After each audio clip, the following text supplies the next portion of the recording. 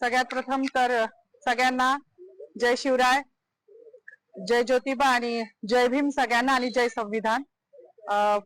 काय बोलावं मला काही समजत नाहीये, पण आज संविधान दिवस आहे हे सगळ्यांना माहिती आहे. कुठल्या पण महापुरुषाने कुठल्या विशिष्ट जातीसाठी काम नाही केले आणि त्याच्यामध्ये स्त्रियांसाठी ज्यांनी काम केले ते माझ्यासाठी पुनर्जन्म देणारं व्यक्तिमत्व आहे. मग ते महात्मा फुले तर आहेच, ज्यांनी शिक्षण दिलं. त्यानंतर रघुनाथ कर्वे ज्यांनी संतती नियम देऊन स्त्रियांचं आयुष्य सुकर केलं. आणि तिसरे म्हणजे जे कायमच ज्यांना पिढ्यानपिढ्या त्यांचं ऋण फिटणार नाही असे डॉक्टर बाबासाहेब आंबेडकर, ज्यांनी हिंदू कोड बिल, म्हणजे आज मला शोकांतिका आहे की मी जेव्हा जय भीमचा नारा लावला तेव्हा मला पोलीस स्टेशनला घेऊन येणारी जी महिला होती तिला पण म्हटलं, बाई आज तुझी वर्दी घालून मला घेऊन चाली ना पोलीस स्टेशनला, हे पण त्या बाबासाहेबांची कृपा आहे बरं तुझ्यावर. मला हसायला आलं, मी अजूनही आनंदी आहे, मला काही वाईट वाटत नाहीये. माझी नोकरी, माझं प्रमोशन मला काहीच कळत नाही, कारण माझ्या बाबासाहेबांनी हिंदू कोड बिलाचा जो राजीनामा दिला होता तो माझ्यासारख्या महिलांसाठी दिला होता. त्यांना माहिती होतं का भविष्यात माधवी जाधव जन्माला येणार आहे नाशिकमध्ये आणि ती माझ्या अस्तित्वासाठी लढणार आहे, नव्हतं माहिती. पण आमचं अस्तित्व निर्माण व्हावं, आज ज्या बसल्या आहेत ना तिकडे मंत्रिमंडळात डोक्यावर पदर घेऊन निवडणुक्या पुरत्या, त्या पण बाबासाहेबांच्या जीवावर बसल्या आहेत. नाही तर विशिष्ट जातीने तेच काम करायचं असं लिहून ठेवलं होतं. चूल आणि मुलाच्या पलीकडे ह्यांच्या संविधानानुसार कुठला वाव स्त्रीला नव्हता. आणि ज्या संविधानाने आज मला ही ताकद दिली आहे त्या बाबाला जेव्हा हे संपवायला जात आहे तेव्हा त्यांची ही लेख तेवढ्याच निडरतेने उभी राहिली आणि ह्याचा मला खूप अभिमान आहे. जास्त काही बोलणार नाही. गिरीश महाजनांनी जो बाबासाहेबांचा अपमान केला आहे तो भरून निघण्यासारखा नाही. म्हणजे त्यांच्या दृष्टिकोनातून पाप धुवायला आता कुंभमेळा येतोय, तिथे जरी त्यांनी नदीत आंघोळ केली तरी तो धुतला जाणार नाही, इतकं मोठं पाप त्यांनी केलेलं आहे. त्यांचं पाप जेव्हा संविधानाच्याच मार्गाने त्यांच्यावर ऍट्रॉसिटी दाखल होईल ना तेव्हाच ते धुतलं जाईल. एवढीच माझी मागणी की त्यांच्यावर ऍट्रॉसिटी दाखल करावी, अन्यथा ह्याच ठिकाणी मी उपोषण चालू करणार आहे. केलंच आहे असं समजा, जोपर्यंत त्यांच्यावर ऍट्रॉसिटी दाखल होत नाही. बाकी मला काही म्हणायचं नाही. पुन्हा एकदा जय भीम. डॉक्टर बाबासाहेब आंबेडकरांचा, डॉक्टर बाबासाहेब आंबेडकरांचा, भारतीय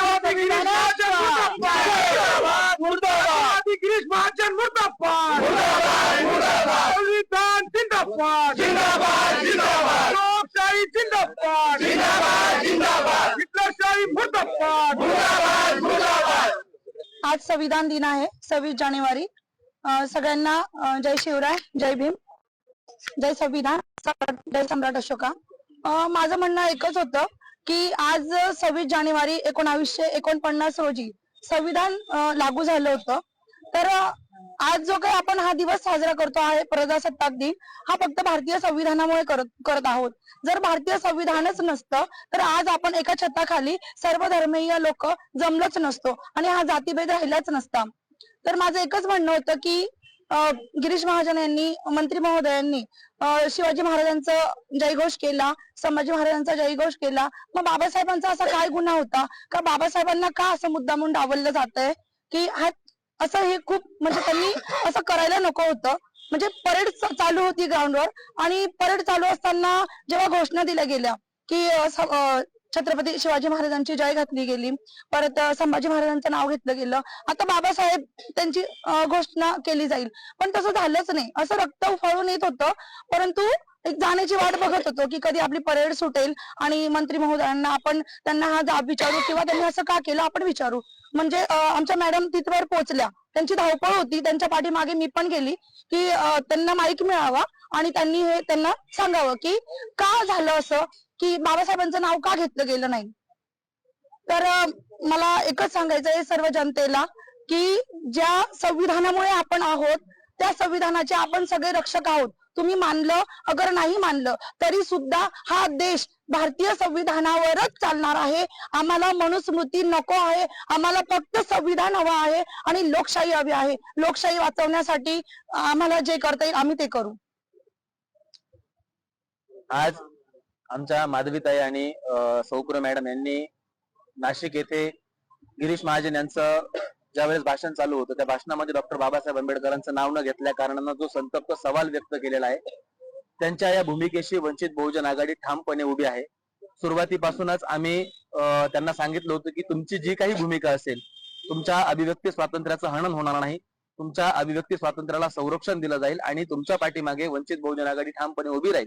या संपूर्ण घटनेमध्ये आतापर्यंत सरकारवाडा पोलीस स्टेशनला त्यांना बसवण्यात आलं होतं. का बसवण्यात आलं होतं, कुठल्या ऍक्ट खाली बसवण्यात आलं होतं, त्याचा संदर्भ काय आहे, त्यांच्या अंगावरती वर्दी आहे, त्या सुद्धा या देशाच्या, या महाराष्ट्राच्या कर्मचारी आहेत, सरकारच्या कर्मचारी आहेत. आणि कर्मचाऱ्यांसोबत असं वागणं, याचं नेमकं फलित काय आहे, याचा विचार काय आहे, हे सुद्धा आम्ही या प्रशासनाला विचारतोय. आणि मंत्री गिरीश महाजन यांनी डॉक्टर बाबासाहेब आंबेडकरांचं नाव न घेता जी RSS ची मानसिकता, भारतीय जनता पार्टीची मानसिकता उघड मांडलेली आहे, या मानसिकतेच्या विरोधात हा देश आहे. हा देश डॉक्टर बाबासाहेब आंबेडकरांच्या संविधानानं चालतो. तुम्ही EVM मॅनेज करून सत्ता हस्तगत करू शकता, परंतु लोकांची मनं हस्तगत करू शकत नाही. आणि हा रोष तुम्हाला रस्त्यावरती, हा रोष तुम्हाला आंदोलनात, हा रोष तुम्हाला तुमच्या भाषणांच्या वेळी असाच दिसला जाईल. आणि गिरीश महाजन यांना ओपन चॅलेंज आहे, तुम्ही नाशिकचे पालकमंत्री नाही आहात, तुम्ही त्या आविर्भावामध्ये राहू नका. तुम्ही कुंभमेळा मंत्री आहात, तुम्ही बिनमुलाय मेहमान आहात. तुम्ही नाशिकमध्ये वृक्षतोड केली, नाशिककरांनी सहन करायचा प्रयत्न केला. तुम्ही नाशिकचे हाल जळगाव सारखे करायचे प्रयत्न केले, नाशिककरांनी सहन करायचा प्रयत्न केला. परंतु आता नाशिककर तुमच्या या महाचुकीला, घोड चुकीला विसरणार नाही आहेत. तुम्ही डॉक्टर बाबासाहेब आंबेडकरांचा अपमान केलेला आहे. गिरीश महाजन, तुम्ही नाशिक सोडून परत जळगावला जा. आम्हाला दुसरा कुंभमेळा मंत्री द्या. गिरीश महाजन यांनी या मंत्रिपदाचा राजीनामा दिला पाहिजे. आणि आम्ही नाशिक जिल्हा कायद्याचा बाल्यकिल्ला म्हणणाऱ्या संदीप कर्णिक साहेबांनाही आव्हान करतो की तुम्ही कोणत्याही गृहमंत्र्याच्या दबावाखाली नाही येता, मंत्रिमंडळाच्या दबावाखाली नाही येता.